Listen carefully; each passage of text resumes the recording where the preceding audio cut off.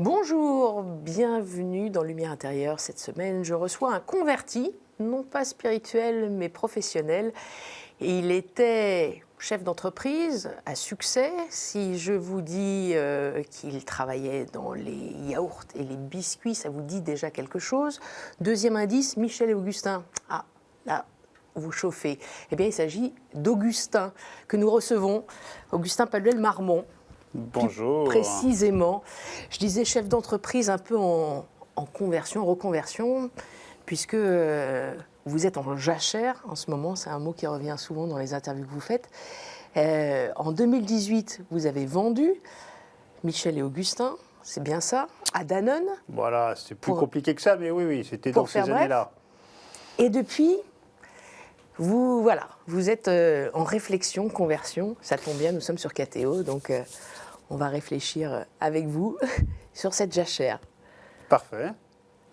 Alors, jachère productive ? Jachère, j'aime bien. Je cherchais un terme pour définir la période que j'allais ouvrir, parce qu'effectivement, après une grosse séquence d'entrepreneuriat qui m'a pris globalement 2004-2019, qui a été une aventure d'une intensité vraiment exceptionnelle. Moi, j'ai adoré intensité émotionnelle, intellectuelle, physique. Donc on a vraiment vécu des choses incroyables. C'était laborieux, ça a été compliqué aussi. C'était pas tous les jours rose. Et quand on a décidé de céder, de passer la main, de transmettre l'entreprise, c'était dès que je me souviens très bien, c'est le jour où je suis arrivé à New York pour m'y installer en famille. C'était donc été 2015.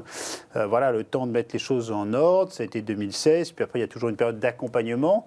Donc voilà, moi, j'ai été totalement libre de mes engagements en 2019. Et ce n'est pas tant que cette aventure entrepreneuriale, parce que moi, j'avais deux autres aventures en parallèle. La principale, qui était quand même une aventure de vie. Je suis marié. Pendant ces 15 ans, j'ai eu 5 enfants. Donc ça demande aussi, même si avec le recul, j'aurais aimé être plus présent.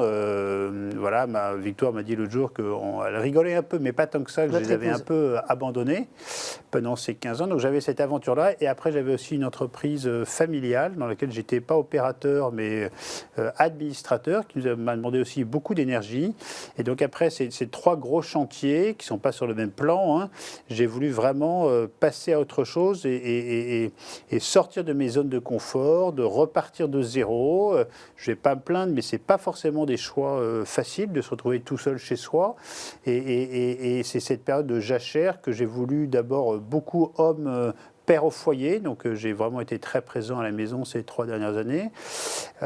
Et j'ai aussi voulu ajouter une corde à mon arc.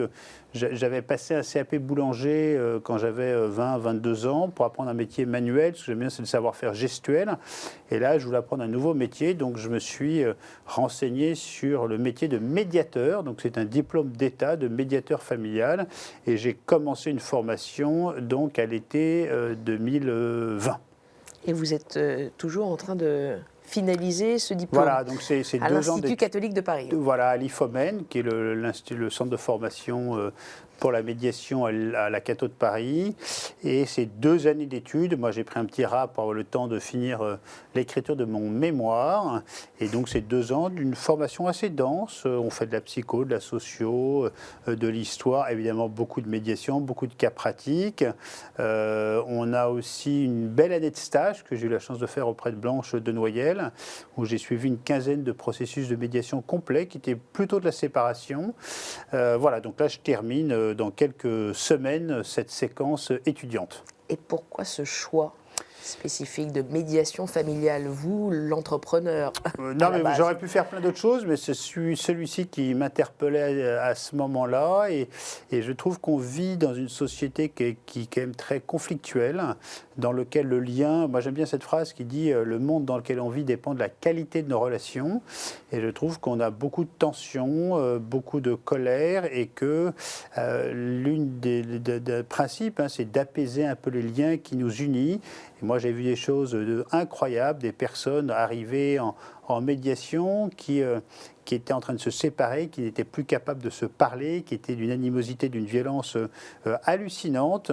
Et en ayant un peu le bon cadre de travail, la bonne méthode, on arrive à ce que ces personnes qui auraient pu partir en judiciaire pour 5-10 ans de manière très violente, avec une décision qui ne leur appartient plus, avec un timing qui ne leur appartient plus, avec de l'argent, une somme à investir dans le judiciaire qui ne leur appartient plus, avec un peu de méthode, on arrive à ce que 2 personnes en conflit violent soient capables de s'écouter de nouveau, de prendre un peu en compte le point de vue de l'autre et en fait d'avancer. Voilà, un médiateur, c'est pas très connu, un médiateur, c'est pas un conciliateur, c'est pas un coach, c'est pas un thérapeute, c'est vraiment une posture de quelqu'un qui est totalement indépendant, impartial, neutre, qui n'a pas de pouvoir, mais qui a de l'autorité sur le cadre de travail, donc on donne jamais d'avis, on est simplement là pour que 2 personnes qui sont plus capables de s'écouter, de s'entendre, de se parler, de nouveau se mettre en avant, s'écoutent un peu, puis d'arriver par eux-mêmes au meilleur compromis possible et de trouver une solution concrète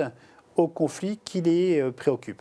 Est-ce que ce choix de formation et de métier résonne un peu avec votre propre histoire ou ça n'a rien à voir? Non, mais bien sûr, c'est évidemment c'est l'un des premiers sujets quand on arrive à la fac. Le premier cours, c'est que venez-vous faire dans un conflit qui n'est pas le vôtre?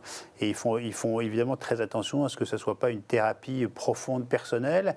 Et évidemment, moi, ça résonne, comme beaucoup de gens qui étaient à la fac avec moi. Mais après, c'est par rapport à nos propres histoires. Et après, tout le sujet, c'est la bonne mise à distance de son histoire personnelle par rapport à ça. Mais je trouve que, voilà, moi, j'ai eu des conflits dans ma famille, notamment autour de cette entreprise familiale.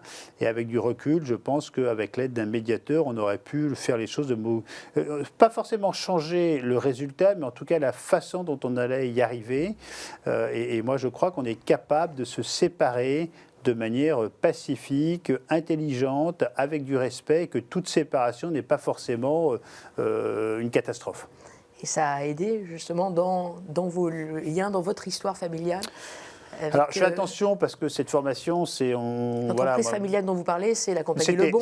C'était avant, c'était la compagnie Le Bon. Paluel Marmont Capital, voilà, qui appartient exactement. à la Donc compagnie nous, Le Bon. on en est sorti complètement avec les frères et sœurs. Immobilière et d'investissement. Voilà, en cédant ça à d'autres branches de la famille.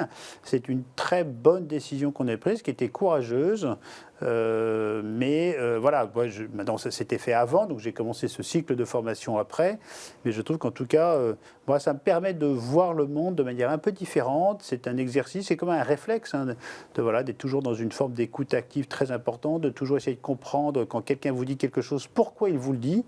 Voilà, de se mettre à la place de l'autre pour comprendre. Moi, j'aime bien l'expression chausser les lunettes de l'autre pour voir la façon dont il voit la vie avant d'être auto-centré. Donc voilà, c'est un peu un réflexe que moi j'essaye de mener dans ma vie quotidienne sans du tout me positionner comme un médiateur au quotidien, parce que ce n'est pas le job. On a une casquette d'être tel que nous sommes, puis après dans le métier, dans l'exercice du métier, là, effectivement, on prend une casquette de médiateur.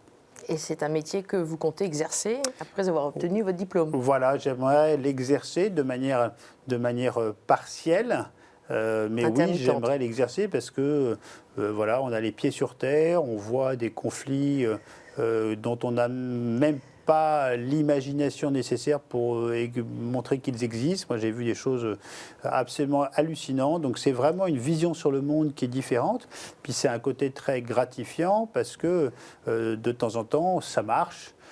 Ça marche même souvent, même si on n'a pas le droit de dire que ça marche, qu'un médiateur n'a pas de projet pour les médias, mais de temps en temps, on voit des trucs extraordinaires se passer et d'apprendre aux gens à se séparer de manière respectueuse et apaisée.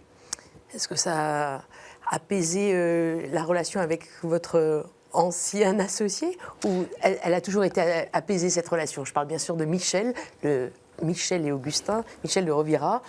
Avec lequel vous avez donc conclu une incroyable aventure et qui se termine, la page est tournée, vous en parliez. Revenons là-dessus. Est-ce que ça vous a aidé de tourner la page aussi Ça m'a, oui, ben la jachère m'a permis de tourner la page, c'est-à-dire que je suis passé vraiment à autre chose. Et là, début de l'année prochaine, je vais ouvrir aussi une nouvelle séquence. Mais la relation qu'on a eue avec Michel, c'était un de mes meilleurs copains à l'époque. Oui, revenons un peu, vous aviez une vingtaine d'années. Ouais, on avait une vingtaine d'années, on sortait d'école de commerce, on avait été au collège et au lycée ensemble. Donc c'était un ami très proche. Et alors on a été quand même baignés dans les mêmes valeurs. On était à Saint-Louis-de-Gonzague, à Franklin, à Paris, donc avec cette devise qui, moi, m'a profondément marqué, qui était une femme et un homme au service et pour les autres, avec et pour les autres. Donc on est évidemment d'un terreau éducatif et de valeurs très, très proches. Et c'était l'un de mes meilleurs copains. Et c'est clair qu'en 15 ans, il y a eu des hauts et des bas. Mais c'était globalement beaucoup de hauts et qu'on a toujours eu beaucoup de respect, d'admiration, en tout cas moi, l'un pour l'autre. Donc vous êtes lancés tous les deux avec... C'était votre idée au départ quand même, hein. Les biscuits et les yaourts. Plus pour des jeunes entrepreneurs, on aurait pu croire plutôt start-up, intelligence artificielle, etc. C'était une autre vie, hein. On était dans les années 2000, hein. C'est une autre vie. Moi, j'avais ce petit doc que j'ai sur mon téléphone qui s'appelle le chasseur de papillons, sur lequel je note en permanence toutes les ressentis, un peu les visions, tout ce que je vois. Donc papier-crayon, c'est ce que vous voulez dire. Moi j'avais à l'époque un papier et crayon, un petit bloc-notes. Maintenant, c'est vraiment, j'ai un bloc-notes sur mon iPhone qui me dit en fait toutes les idées qui me passent par la tête. Moi, j'aime bien cette idée de chasseur de papillons. C'est quelqu'un qui, quand on est curieux et qu'on observe le monde dans lequel on vit, en fait, on s'aperçoit qu'il y a beaucoup d'idées de business, de choses à faire. En fait, moi, j'ai cette sensibilité ou cette hypersensibilité-là. Et il y en avait une qui était de dire on va essayer de réinventer la façon dont on s'alimente, on va remettre le goût. À l'époque, 99% des yaourts dans les années 2000 à la vanille n'avaient pas de vanille dedans, donc on marchait un peu sur la tête. Il fallait souvent des prix Nobel de chimie pour décrypter les étiquettes, donc c'était bien avant Yuka et compagnie qui a fait un travail formidable. Donc nous, on a fait ce constat-là dans les années 2000, de dire il faut remettre du goût, de la naturalité, de la simplicité, et plutôt que d'inventer une énième marque qui allait parler de manière un peu institutionnelle, on s'est dit on va simplement narrer l'histoire que l'on vit en tant qu'entrepreneur, passionné de ce qu'on allait vivre, de la vie, on a plutôt la pêche et tout. Donc voilà comment ça a commencé, mais c'était dans ma petite cuisine de mon appartement rue Hermel.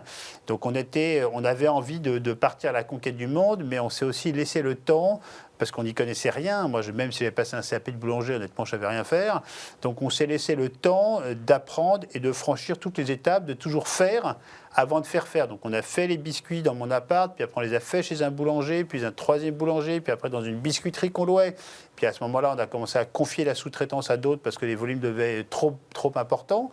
Et pour se concentrer sur là où on était bon, c'est-à-dire faire vivre cette aventure, inventer des nouveaux produits et les commercialiser et le faire savoir. Voilà, mais je reviens sur la relation avec Michel. Oui.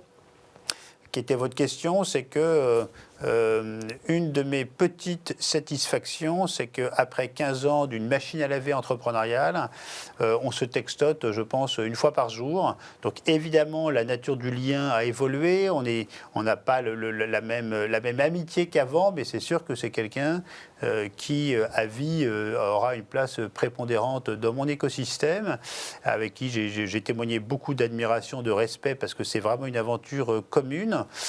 Et voilà, c'est que cette aventure n'a pas... il y a tellement de cas de figure où des associés se tapent dessus très vite. On nous l'avait dit, hein. Surtout, faites pas ça. Moi, je ne pouvais pas imaginer monter un business sans que ça soit avec l'un de mes meilleurs amis, parce que dans la vie, je préfère partager avec des gens que j'apprécie, que je connais, que j'aime. Et donc, ça a été comme une des satisfactions, c'est qu'en 15 ans, après 15 ans, la relation a évolué, mais elle reste forte et respectueuse.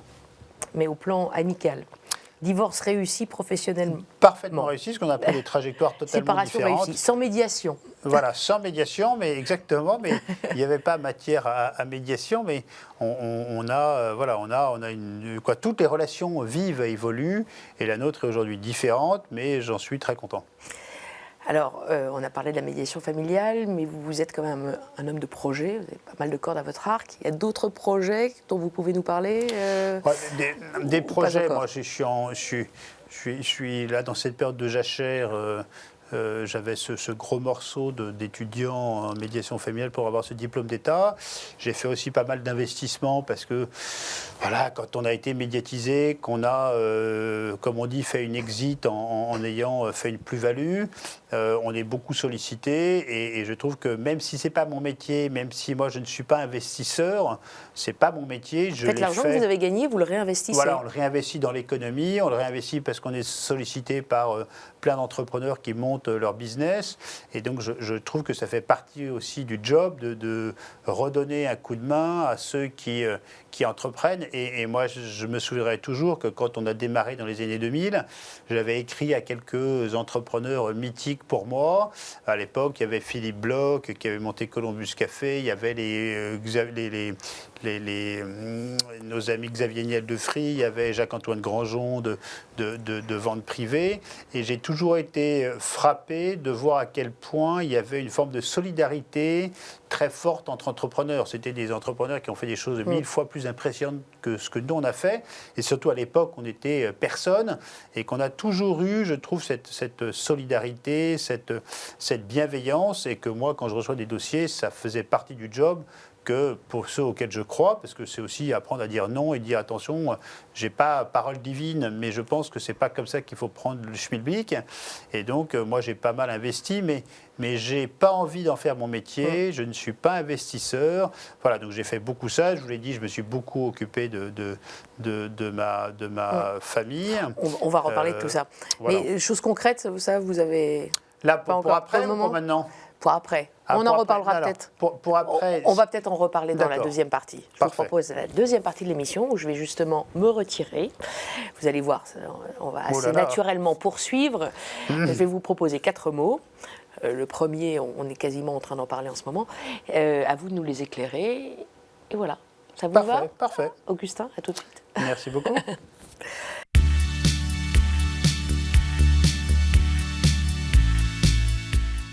Alors Augustin, ça va bien depuis tout à l'heure? Parfait, super. On va enchaîner sur un mot que vous connaissez bien, on vient d'en parler. Le mot entrepreneur est le premier mot que je vous propose. Entrepreneur, donc c'est un des rares mots qu'en anglais on nous prend à la langue française. Et il a souvent été réducteur, je trouve, au domaine, en tout cas réservé au domaine économique. Et nous, on l'avait pas mal développé dans l'aventure Michel Augustin, dans le sens où c'est entrepreneur dans sa vie, de sa vie et dans la vie. C'est-à-dire que je crois profondément, c'est un peu la parabole des talents, c'est qu'as-tu fait de tes talents? Et je crois que chacun d'entre nous avons des talents exceptionnels. Faut-il encore les connaître? C'est-à-dire qu'il faut souvent multiplier les expériences pour apprendre à se connaître et identifier ses talents, et en parallèle de bien comprendre le terreau dans lequel on peut entreprendre. Donc pour moi, c'est vraiment un mot, un très très beau mot, mais qu'il ne faut pas cantonner à la sphère économique. C'est vraiment entreprendre sa vie. C'est-à-dire déployer ses talents dans le bon terreau pour en massifier l'impact. Est-ce qu'on est entrepreneur? Moi, je pense que nous sommes tous entrepreneurs. Faut-il encore avoir le bon niveau de discernement? Moi, je trouve que le mot discernement, c'est un très beau mot, d'avoir un peu de recul sur qui nous sommes, ce que nous sommes, quel est le sens de nos vies. Alors, je sais bien que on a beaucoup de chance et que beaucoup de gens sont dans une forme d'urgence vitale et n'ont même pas le temps de se préoccuper de ces éléments-là. Mais je pense qu'on est tous, au fond de soi, entrepreneurs de sa vie. On devient aussi entrepreneur. Il faut avoir peut-être un désir au départ, une envie, une passion. Ça, c'est un mot que vous utilisez aussi souvent. Oui, la passion, c'est l'engagement, c'est engagez-vous, c'est quelles sont les choses qui vous interpellent, quels sont les combats que vous avez envie de mener, quels sont les filets que vous avez envie de jeter. Moi je pense que on a tous un rôle à jouer. et que la passion permet de le jouer avec bonheur, avec gourmandise, avec impact. Donc moi, j'apprécie les personnes passionnées. Passionné ne veut pas dire exubérant, ne veut pas dire excité. C'est des gens qui sont habités d'une mission qu'ils ont envie de réaliser en étant sur Terre. Très tôt, vous avez quand même eu cette passion et cette envie d'entreprendre en sortant aussi de votre histoire familiale, peut-être. Ouais, j'en reparlais encore ce week-end et avec des copains, et je trouve que moi j'ai eu besoin, par rapport à une histoire familiale qui était d'entrepreneur plutôt dans le domaine de la finance, sur plusieurs générations, moi je suis très admiratif des personnes qui acceptent d'être des héritiers, c'est-à-dire de s'inscrire dans un projet qui les dépasse complètement et d'être simplement un des maillons d'une belle histoire. Il y a des héritiers qui réussissent, d'autres qui réussissent moins, mais en tout cas, ils ont pris le risque d'endosser. J'écoutais ce matin sur Radio Classique l'interview d'Antoine Arnaud et de Bernard Arnault. Je trouve que pour des enfants, d'assumer leur métier d'héritier, honnêtement, je trouve que c'est courageux. C'est aussi une forme d'abnégation et d'humilité, et j'en suis assez. Et moi, je n'ai pas été capable, parce que ce n'était pas du tout mon talent, la finance, et que aussi, je pense que pour des questions de confiance en soi, de reconnaissance, j'ai eu besoin de créer ma propre aventure, et c'est aussi un peu égocentrique. Voilà, donc c'est toujours pourquoi. Moi, la question que je me pose, c'est tout ça pourquoi. Mais c'est clair que moi, je me suis réalisé, après une phase de questionnement, en dehors de l'histoire entrepreneuriale familiale, en faisant un truc qui était totalement surréaliste à l'époque, et même dans nos milieux, de commencer chez soi avec un copain de lycée à faire des petits biscuits de Noël dans son appart et de faire du porte-à-porte avec des caddies roses pour le vendre dans le 18e. C'est clair que c'était même avec du recul, c'était totalement surréaliste, hein, cette histoire. En même temps, vous êtes quand même un héritier qui portait un nom d'une lignée, Palluel-Marmont. Mais vous êtes fait un prénom, Augustin. Quel est votre rapport à la finance, à l'argent? Mon rapport à la finance, il est proche de zéro. C'est-à-dire, je me souviens d'avoir fait un stage dans la finance pour tester un peu ce terreau-là, comme on le disait tout à l'heure. Dans quel terreau suis-je bon pour exprimer mes talents? Et je peux vous dire que j'ai fait un stage à l'époque, je crois que c'était Paribas, à Londres. J'ai compris qu'en une demi-heure, que c'était pas du tout fait pour moi. Et pourtant, j'y suis resté 3 mois et je peux vous dire que ça a été laborieux. Voilà, donc moi, je sais compter, je sais lire des chiffres, mais c'est vraiment pas du tout ce n'est pas mon talent de manier les chiffres. Vous avez failli dire ADN. C'est un peu dans votre ADN. Non, j'aime pas ce mot-là, il est trop galvaudé. Mais voilà, c'est pas ma sensibilité première, même si c'est important de savoir les lire et de compter. Ce n'est pas mon talent, et donc la finance, pour moi, c'est vraiment un moyen au service des projets qui m'animent. Et c'est la même chose pour l'argent? Votre rapport à l'argent? Moi, j'ai un rapport, je pense, relativement sain avec l'argent, mais en tout cas, c'est ce que je crois. Après, je ne sais pas si c'est la réalité. Moi, sur ces sujets-là, il y a vraiment quelqu'un qui m'interpelle beaucoup, vraiment beaucoup, et je lis régulièrement ses écrits. J'ai la chance de le connaître un peu, sans du tout être intime. C'est, in fine, l'histoire est drôle, parce que c'est cette personne-là qui, à l'époque, a décidé d'acheter l'aventure Michel Augustin. Donc c'est l'ancien CEO de Danone, Emmanuel Faber, qui, je trouve, a vraiment cette sagesse d'être cohérent, de lutter contre l'accumulation sans limite, d'avoir juste le strict nécessaire pour vivre la vie que l'on veut vivre.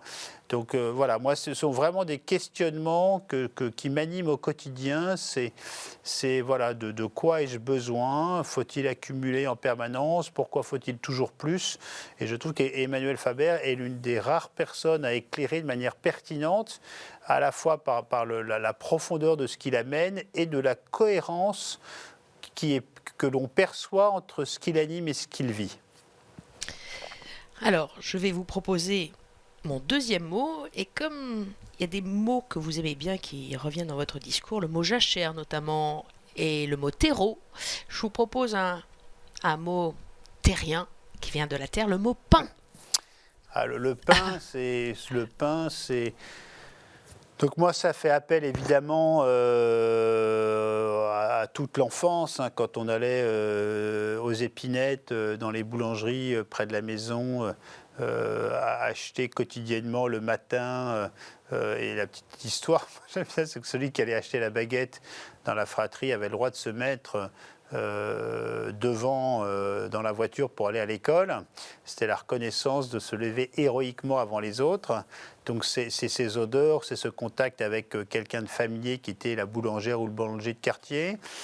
Et moi, effectivement, après avoir fait une école de commerce, j'ai voulu, après une première expérience entrepreneuriale qui avait été très douloureuse psychologiquement, une époque où j'étais très fragile, j'ai voulu me ressourcer à l'époque. C'était une forme aussi de jachère. Sans que j'en ai mis le mot, hein, sur cette époque, sur cette période-là, c'était d'apprendre un vrai métier manuel. J'aime bien l'expression de Guy Savoy qui dit le savoir-faire gestuel. Et donc je suis allé en boulangerie. C'est Jean-Christophe qui m'a donné l'idée, après avoir fait le four, d'entreprendre un CAP boulanger et de passer mon diplôme. Moi, j'adore l'ambiance dans les boulangeries. Très tôt le matin, il y a la radio, c'est humide, il fait chaud, il y a le contact sensuel avec la pâte. Et moi, ce qui me fascine dans le pain, c'est que... L'odeur aussi. Bonne odeur l'odeur, de pain. bien sûr, l'odeur, un peu de bruit. Et je peux vous dire, hier, j'ai encore acheté un pain chez un tout petit boulanger, meilleur ouvrier de France, près de chez moi, à Boulogne. Et je trouve que c'est quand même un aliment qui a nourri l'humanité, l'histoire, qui peut être exceptionnellement bon, bon visuellement, en arôme, en dégustation organoleptique, et que tout ça, c'est simplement un peu de farine, de la levure, une touche de sel et de l'eau. C'est tout, le pain. Et pourtant, ça a traversé l'humanité, et qu'avec ces ingrédients-là, on peut en faire des variétés infinies. Et voilà, et on avait même écrit à l'époque avec Michel, dans les années 2000, on avait pris une année sabbatique pour écrire un guide sur les meilleures boulangeries de Paris, un peu comme le guide Michelin, mais sur le pain. Et on avait visité individuellement les 1263 boulangeries que comptait à l'époque la capitale. On avait rencontré plus de 400 boulangers. Donc moi, c'est toute une partie de ma vie. Je pense que je suis un très mauvais boulanger. Honnêtement, j'ai mon diplôme de CAP, mais j'en fais plus beaucoup. Et pourtant, c'est un produit qui me fascine et que je consomme vraiment au quotidien, avec des hommes et des femmes qui animent cette filière, qui sont vraiment des passionnés et qui ont un engagement remarquable. Quand on pense au pain, on pense aussi au partage. Et ici, sur KTO, bien sûr, on pense au corps du Christ. Oui, alors moi je ne le voyais pas comme ça du tout. Ouais, pour moi, le pain et le corps du Christ, c'est quand même très très éloigné. Mais je suis d'accord sur le partage, hein. Il y a une très belle boulangerie qui s'appelle Du Pain et des Idées, qui a un de ses produits phares qui s'appelle le pain des amis. Et effectivement, le pain, c'est le partage, c'est la convivialité. Et moi, l'un des plus beaux mots, l'une des plus belles valeurs qui m'anime, hein, c'est l'hospitalité, c'est accueillir l'étranger ou pas, mais accueillir en tout cas chez soi pour partager le pain. Effectivement, c'est un imaginaire de partage, de solidarité, de générosité, d'écoute aussi, d'accueil que je trouve incroyable. Vous-même, vous êtes marié, vous avez 5 enfants, vous êtes catholique ? Je suis marié à l'église ? Je suis marié à l'église avec la même femme avec Victoire depuis 23 ans, je crois. J'ai été élevé dans un terreau catholique et j'ai un rapport à la foi complexe. J'aime bien cette phrase de l'un de mes meilleurs copains qui se trouve être prêtre, mais qui est vraiment un copain qui dit je cherche donc je crois. Et dans cette formulation-là, je peux dire que je crois, mais voilà, ça m'arrive d'aller à la messe. Mes enfants sont élevés dans la tradition catholique. Je suis engagé dans le mouvement des scouts unitaires de France en tant que chef de groupe avec Victoire. Voilà, donc j'aime la sensibilité catholique, j'aime les chants catholiques, j'aime les moments de recueillement. Je ne sais pas si je crois vraiment, mais en tout cas je crois, parce que je cherche. Parce que vous cherchez. Vous allez à la messe régulièrement? Je vais dire que je vais régulièrement à la messe, mais pas fréquemment. Pas tous les dimanches. Pas tous les dimanches. Mais le corps du Christ, ça vous parle quand même. C'est pas ce qui me parle le plus dans le catholicisme. Bah, ce qui me parle le plus sont les valeurs voilà, de solidarité, de partage, d'attention à l'autre, que je retrouve dans le scoutisme. Moi, j'ai jamais été scout et il se trouve qu'il y a 1 an et demi, Victoire, qui elle avait été scout, avait beaucoup insisté pour qu'on prenne cet engagement, qui est un très bel engagement de chef de groupe d'un groupe scout, des scouts unitaires de France. Donc on a un groupe, nous, d'environ 260 enfants, dont 50 aînés, 160 familles. Ça demande un engagement quand même phénoménal au service de notre jeunesse. Et donc, voilà, le scoutisme, un des grands principes, c'est le plus fort protège le plus faible, c'est l'aventure, c'est la simplicité des moyens. Donc moi, je me retrouve dans beaucoup de valeurs catholiques, sans savoir vraiment si je le suis, mais même si j'espère au fond de moi l'être un peu. Alors, après le mot pain, en évoquant un petit peu l'Eucharistie, je vous propose le 3e mot, c'est le mot différence. Différence, la différence, vivons-la comme une chance. Voilà, je me souviens d'avoir déjeuné à la bananerie à l'époque. On avait la joie de recevoir des grandes personnalités à la bananerie qui étaient nos bureaux, Michel Augustin. Et je me souviens des déjeuners qu'on avait eu avec l'ancien président de la République, il n'était plus à l'époque, qui était Nicolas Sarkozy. On a reçu des politiciens de tous bords, et qui nous avaient dit, mais moi je pense que la devise de l'État français devait être liberté, différence, fraternité. Et voilà, moi c'est un mot qui m'anime, parce que je pense que vraiment la richesse vient de nos différences. Et je pense que aussi, si vous avez choisi ce mot-là, c'est que ça résonne évidemment particulièrement dans ma petite histoire familiale, dans le sens où, à la naissance de notre 4e enfant, de manière totalement par surprise, on ne s'y attendait absolument pas. Notre 4e enfant, on a découvert à sa naissance, c'est-à-dire le 15 mai 2008, qu'elle était porteuse de trisomie 21 et qu'on vit, après le tsunami de la découverte de l'annonce, on vit effectivement en famille, avec nos amis, une différence fondamentale au quotidien. Donc c'est un mot que je trouve extrêmement riche. Et cette différence, qui a aussi peut-être été une épreuve, elle vous a amené beaucoup de leçons de vie et de joie, sans doute. Ça a changé, ça a bouleversé votre vie? Oui, évidemment, c'est un événement, quand on y est, nous, c'était pas une décision, ça n'a pas été une décision, ça a été un fait, on n'y était absolument pas préparé, même si, voilà, on a souvent tous autour de soi des personnes qu'on connaît dans nos familles élargies ou dans les copains, des personnes en situation de handicap. Il se trouve que moi, j'avais travaillé 2 mois pour une personne en situation de très grave handicap aux États-Unis pendant un job étudiant. Donc, à la fois, moi, j'étais familier, mais quand ça vous arrive et que ça vous impacte au plus profond de vous, ça a été, voilà, ça a été le choc. C'est un trauma, c'est un choc d'une violence inouïe. Et rétrospectivement, on se dit même, mais en fait, pourquoi j'ai été si choqué, traumatisé par cette annonce-là, par la violence de l'annonce. Et je crois qu'on ne peut pas annoncer quelque chose comme ça de manière réussie, parce que forcément, c'est un tsunami. Et évidemment que nous, on la vit au quotidien, donc c'est laborieux, c'est une vie, je dis, ma grande Sarah, elle a 14 ans, comme s'il avait de la colle sur les semelles de sa vie, c'est-à-dire qu'elle fait tout plus lentement et moins bien que les autres, selon les critères standards de notre société. Mais effectivement, voilà, pour moi, je vois son intelligence de cœur, son affection, son envie de découvrir le monde par elle-même, sa joie de vivre.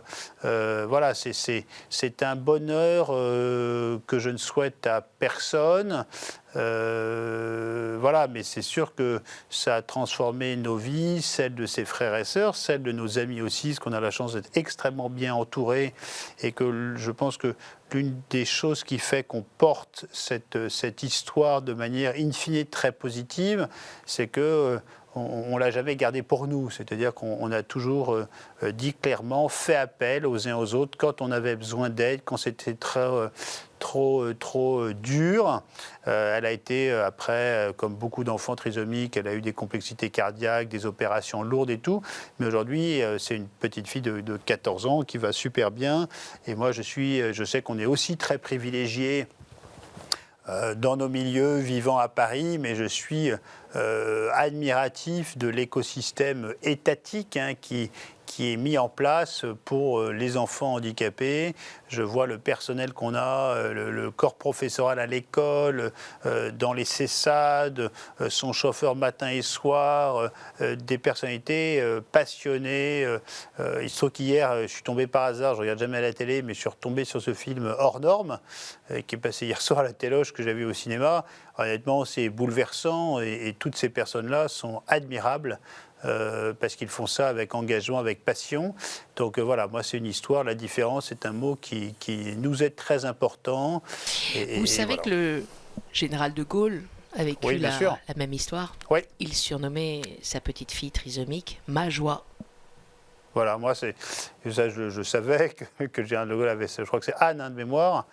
Non, Anne, je ne sais plus comment s'appelle sa fille.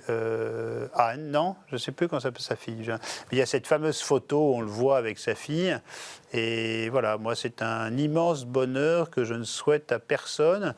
Et une autre phrase que j'aime bien, qui dit on ne choisit pas toujours tout dans la vie, mais en tout cas, on choisit toujours la façon dont on vit les choses. Et Sarah nous aura apporté effectivement une trajectoire de vie radicalement différente et je pense extrêmement riche.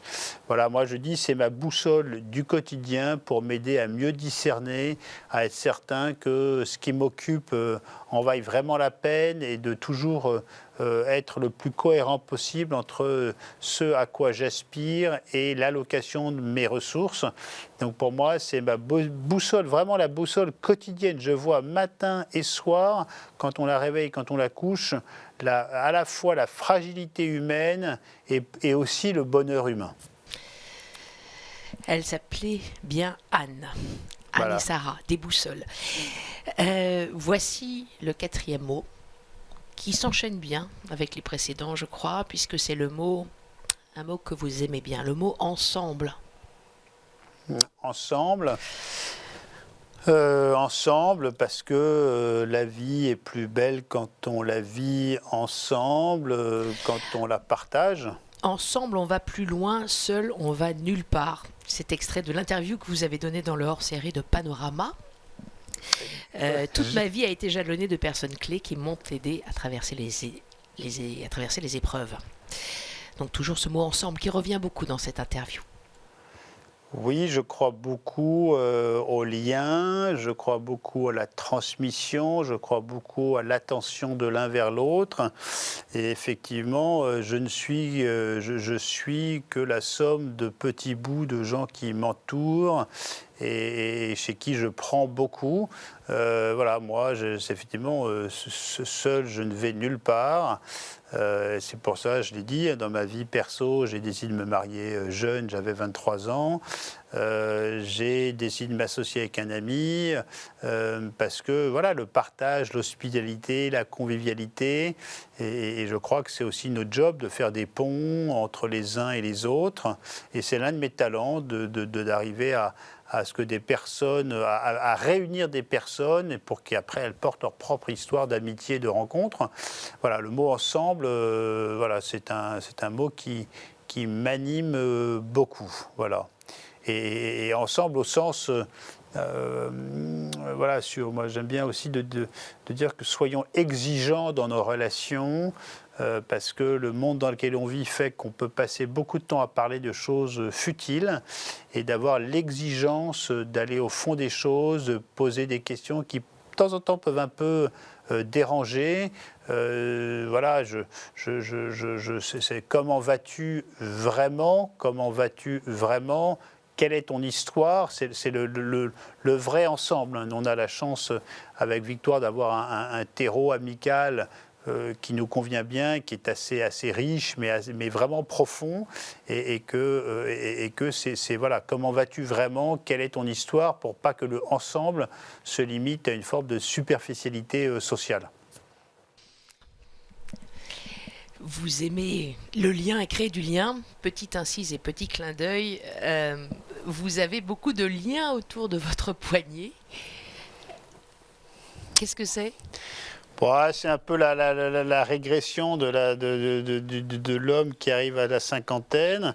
Et ce que j'aime bien, c'est que c'est assez hétéroclite. J'adore Solidès, parce que je suis voisin de Solidès qui a lieu à l'hippodrome de Longchamp, parce que c'est la diversité, c'est la modernité, c'est la jeunesse, c'est la convivialité aussi. C'est ensemble. C'est ensemble, et j'aime beaucoup.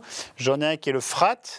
Le FRAT 2018, je crois, le mouvement FRAT que j'aime beaucoup, qui est ce grand pèlerinage de collégiens ou de lycéens d'Île-de-France que j'ai fait quand j'étais jeune et que j'ai fait aussi en tant qu'accompagnant. J'ai un truc sur Ignace qui était l'anniversaire d'Ignace de Loyola, ce grand rassemblement à Marseille l'année dernière. J'ai un truc de copain qui est une marche annuelle qu'on fait pendant 3-4 jours en famille dans des refuges dans les Alpes, parce que j'adore, moi ce que je préfère dans la vie c'est marcher en montagne. Voilà, donc, et aussi une petite croix qui vient du monastère de la Paix-Dieu, Cabanoul dans les Cévennes, où j'ai la chance d'avoir un ermitage. Voilà, donc c'est un peu ce que j'aime, c'est l'amitié, c'est la recherche, et c'est aussi la fête avec Solidès. Donc c'est le ensemble et dans sa pluralité. C'est ce qu'on voit, beaucoup de liens en effet. Cette petite croix et ce dont vous parliez dans les Cévennes, vous y allez souvent? Alors oui, moi j'ai une histoire familiale parce que ma mère était protestante et mes grands-parents étaient protestants du village d'Anduze à l'entrée des Cévennes. Et il se trouve que j'y passais l'été, tous les étés jeunes, le mois d'août, là-bas à jouer dans la rivière et à crapahuter dans les Cévennes. Et qu'un peu par hasard, j'ai eu la joie et l'opportunité d'acquérir un ermitage au sommet d'un petit mont dans les Cévennes où il y a une vue époustouflante. C'est comme un peu une île au-dessus des Cévennes. Et donc on y va assez régulièrement avec Victoire, les enfants et des copains. Et il se trouve que ce monastère de la Paix-Dieu est à quelques kilomètres à vol d'oiseau de Saint-Jean-du-Gard, où j'ai la chance d'habiter un peu. Toujours des liens avec les protestants? Oui, moi j'ai pas mal de copains protestants, puis on a au pied de chez nous le musée du désert qui retrace l'histoire du protestantisme en France. Voilà, donc les Cévennes étant une terre protestante, évidemment. Et moi, ce que j'aime dans ces lieux-là aussi, c'est moi, j'adore la ville, j'adore le lien social, j'adore l'exubérance, l'énergie. J'ai eu la chance de vivre 2 années à New York et on a adoré. Mais ce que j'aime aussi, c'est avoir des grands moments, notamment pendant les vacances, de rupture de rythme complet et de justement d'aller là où il n'y a personne, que ce soit dans le Beaufortin, que ce soit dans les Cévennes, que ce soit en Seine-Maritime, près de Fécamp, pour vraiment se ressourcer, être avec la nature seul ou ensemble. Et j'ai besoin, moi, vraiment de ces temps de respiration longs. Et pourtant, j'adore la vie à Paris et en ville. Pour revenir sur le protestantisme et le catholicisme, étant donné que vous êtes un peu des deux, même si vous êtes plus catholique, vous sentez plus quoi, vous ?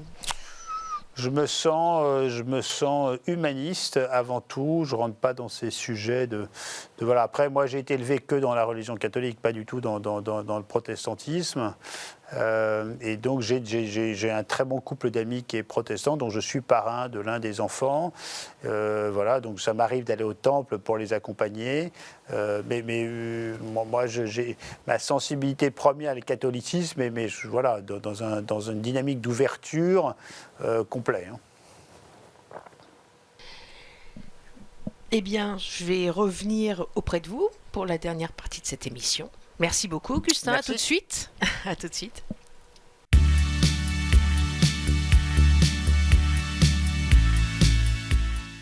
Augustin, joli prénom, le nom d'un saint, D'un saint, oui. Saint-Augustin, Ouais, c'est un beau prénom. que vous connaissez bien, Non, je ne connais pas bien, mais... né en Algérie. Oui, je sais. Mais et surtout, je trouve que c'est un prénom qui sonne bien. Et à l'époque, c'était un prénom qui était singulier, qu'il est moins aujourd'hui, hein, quand on regarde le nombre d'occurrences. Hein, il y a plus d'Augustin aujourd'hui, oui. Et ça définit... Moi, souvent chez les convertis, d'ailleurs. C'est vrai. Ouais. Et il y a toujours une forme de... c'est un prénom qui était rare, et j'aime bien le mot singularité aussi. J'ai toujours essayé de construire un parcours singulier. Quand on parlait de ma fille tout à l'heure, un de mes très bons amis m'a dit mais c'est normal que ça soit sur toi que ça tombe, parce que ça fait partie de ta singularité et ta ligne de vie. Mais voilà, c'est un beau prénom, mais qui est moins beau que Michel. Qui vient Voilà, après évidemment, Michel. quand on pense à Augustin, on pense aussi à Michel, un archange, là, Ouais. pour le coup. Saint-Augustin et l'archange Michel. Parmi les mots que je vous ai proposés, il y en a un qui vous a plus inspiré que les autres ou pas ? Non, tous, parce que je les aime tous, le ensemble, la différence, l'entrepreneuriat, la passion, l'hospitalité. Voilà, les mots me forcent à raisonner beaucoup. Et peut-être que le plus global, c'est la thématique de l'entrepreneuriat, de cette découverte des talents, du terreau dans lequel on peut les exprimer pour réaliser pleinement ses talents. Hein. Qu'as-tu fait de tes talents ? Donc voilà, c'est peut-être le mot que je retiendrai, le mot entrepreneur au sens large, et pas ne pas le réduire à la thématique économique. J'aurais aussi pu choisir le mot médiation, médiateur. Oui, alors qui est un mot qui n'est pas du tout la notion de médiateur. Moi, je suis frappé quand autour de moi, ça s'est su que je faisais des études de médiation. Les gens ne retiennent même pas le mot de médiateur. Ils comprennent coach, thérapeute, conseiller, conjugal. Donc, moi, j'aime beaucoup. Je pense que c'est un métier vraiment d'avenir. J'aime bien cette idée de dire ne laissez pas les conflits s'installer dans vos vies. Et donc, le mot médiateur, c'est vraiment apaiser les liens et d'amener les personnes à trouver des solutions par eux-mêmes sans s'affronter sur le plan judiciaire. C'est vraiment d'apaiser les liens. Et rappelez-vous, c'est le monde, la qualité du monde dans lequel on est dépend de la qualité de nos relations. Et c'est quand même très, très, très vrai. Donc bientôt médiateur. J'espère. À temps partiel, c'est vrai qu'on en parlait au début de l'émission. Ouais, à temps partiel. On a commencé à parler des projets et on n'a pas trop creusé le terreau. Non, parce que j'étudie. Ouais. Je vais travailler de nouveau à partir de 2023. Et c'est un peu le syndrome aussi donc du gars qui a écrit un bouquin qui s'est bien vendu. Oui. Mais une nouvelle aventure à la Michel et Augustin, ce serait possible ça ou... ou non? Non, ça sera très différent parce que je vois à quel point je suis différent, à quel point ce qui m'animait m'anime très différemment, que le monde a évidemment changé. Et les gros sujets, c'est comme on a quand même un niveau d'exigence qui s'est accru parce que moi j'ai bientôt 40, j'ai 47 ans, voilà, on voit la vie différemment et c'est vraiment aussi la quête de sens. C'est le pouvoir de l'action. Il y a un moment, il faut se mettre en mouvement et c'est ça qui va faire avancer les choses. Mais là, aujourd'hui, sur la table, j'ai une dizaine de projets dans le domaine économique, dans le domaine associatif, dans le domaine politique aussi. Donc, j'ai plein d'options à travailler sur la table et à partir peut-être pas le 1er, mais le 2 janvier, on verra en fonction de ce que je travaille, des rencontres. Je crois beaucoup aussi à l'alchimie des rencontres, de provoquer les rencontres, de s'intéresser à l'autre, de voir où est-ce que tout ça va m'amener. Mais oui, la route n'est pas tracée pour le moment. Non, pas du tout. J'ai une dizaine d'options. Je vous dis économique, associatif et politique. Et on verra bien où j'atterris. Et ça peut être tout en même temps? Non. Alors ça, c'est un des trucs que j'ai appris, c'est que... L'un après l'autre. Oui, ça, j'ai appris une des choses, c'est que pour aller loin ensemble, il faut faire peu de choses et les faire très bien. Donc moi, c'est focus, focus, focus, en tout cas de manière séquentielle. Donc je vais réfléchir à plein de choses, je vais décider et je pense que je partirai sur un projet, mais avec une quête de sens qui est très importante. Donc je réfléchis beaucoup sur le sens de toutes ces options-là et le sens concret de toutes ces options-là. Bon, on vous réinvitera. Peut-être. Peut-être, pour savoir quelle option vous avez choisie. Ouais. Merci beaucoup en tout cas. Merci beaucoup. Augustin Paluel-Marmont, merci à vous de nous avoir suivis. Comme d'habitude, vous pouvez retrouver cette émission sur le replay ktotv.com. À la semaine prochaine. Merci. Merci beaucoup.